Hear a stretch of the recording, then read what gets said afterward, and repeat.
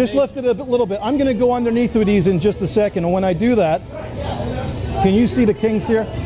When I go underneath, I'm going to try and make a change. So that one goes under and changes to an ace. All right, this one goes under and changes to an ace.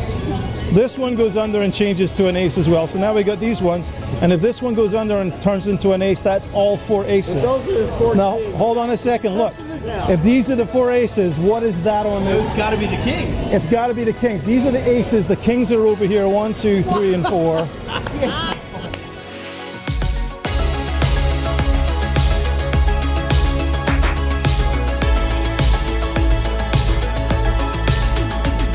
Backfire is my latest version of one of my best and most successful tricks.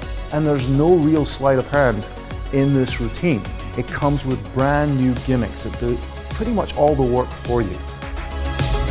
And when you turn those cards over, that's when the big shock happens. And that's what makes this a phenomenal routine.